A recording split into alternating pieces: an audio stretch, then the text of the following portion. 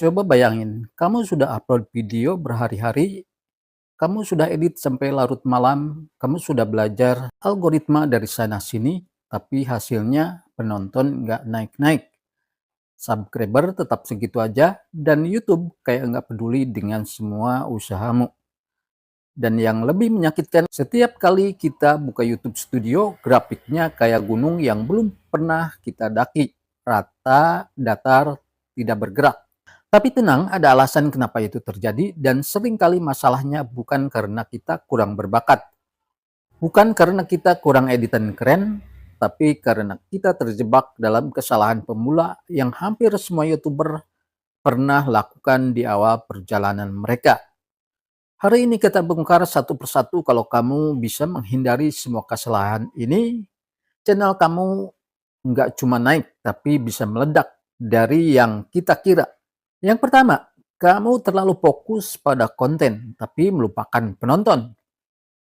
Ini kesalahan paling sering terjadi. Banyak pemula upload video berdasarkan apa yang mereka suka, bukan apa yang penonton cari.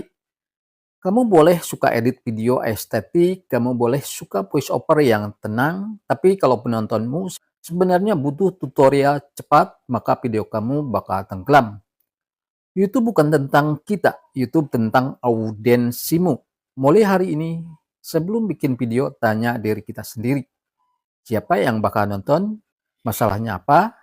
Lalu, solusi apa yang akan kita berikan? YouTube adalah platform solusi. Semakin besar masalah yang kita selesaikan, semakin besar peluang video kita naik. Dua, bikin video tanpa riset judul dan topik. Banyak pemula menghabiskan 5 jam edit video tapi hanya 5 menit mikir judul. Padahal kenyataannya kebalik. Judul adalah iklan, thumbnail adalah billboard, konten adalah produk. Kalau iklan kita lemah, nggak ada yang mau masuk dan lihat produkmu. Gunakan YouTube Autocomplete, pencarian trending, tools gratis seperti Google Trend, intip topik yang dipakai channel yang sudah sukses. Topik yang benar bisa menaikkan channelmu bahkan kalau editingmu sederhana. 3, terlalu perfeksionis di awal. Pemula sering overthinking. Ah, ini kurang bagus. Ah, ini kurang estetik. Ah, suara aku jelek. Padahal di awal kualitas bukan prioritas utama. Konsistensi jauh lebih penting daripada kesempurnaan. Kita akan berkembang saat membuat 100 video, bukan saat memikirkan satu video selama 100 hari. Keempat, kita tidak punya gaya format yang konsisten. YouTube suka pola, penonton juga suka pola.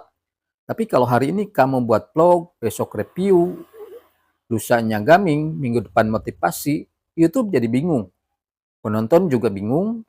Tentukan satu tema besar, lalu buat format yang bisa kita ulang terus. Misalnya kompilasi, storytelling, tutorial 1 menit, fakta unik, motivasi visual, dan lain-lain. Format yang konsisten akan membuat algoritma mudah memahami channel kita.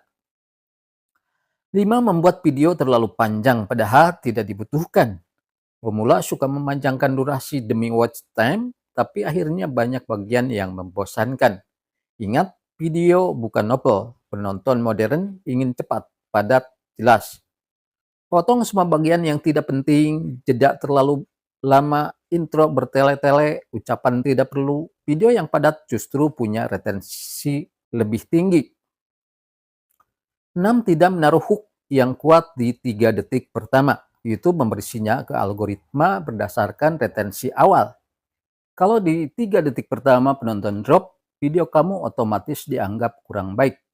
Jadi, mulai dengan pertanyaan kuat, konflik, fakta mengejutkan, janji yang jelas, kemudian diakhiri dengan call to action. Hook yang kuat adalah pintu menuju viral. Yang ketujuh, kamu tidak mengarahkan penonton.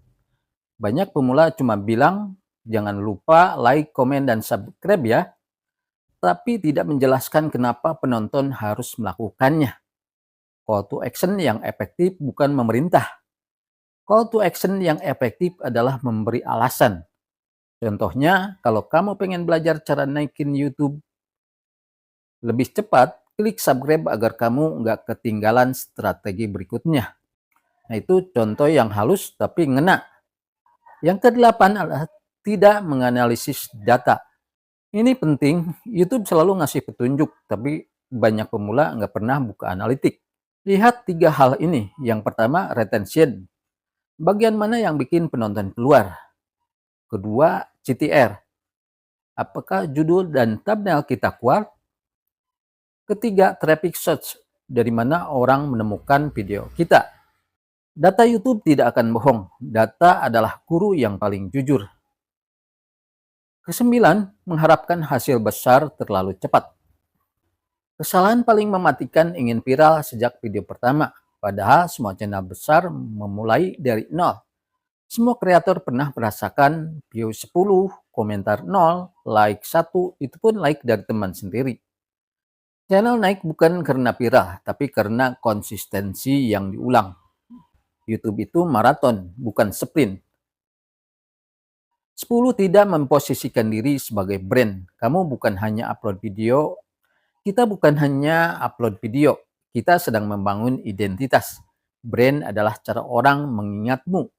Tanya ke diri kita sendiri, apakah hal yang membuat aku beda dan gampang dikenali.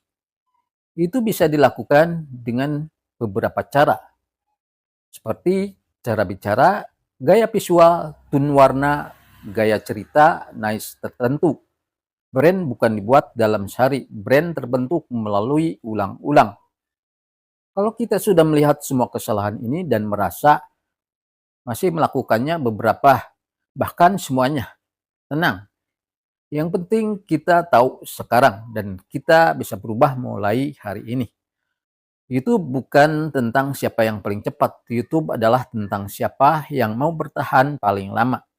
Kalau kita ingin channel kita tumbuh lebih cepat, kalau kita ingin belajar cara membuat konten yang disukai algoritma dan penonton, tonton video-video berikutnya, klik subscribe kalau kamu mau perjalanan YouTube kamu jadi lebih mudah dan lebih terarah. Ingat, satu video bisa mengubah hidup kita dan mungkin video ini adalah video yang kita buat setelah menonton ini. Sampai jumpa di video selanjutnya.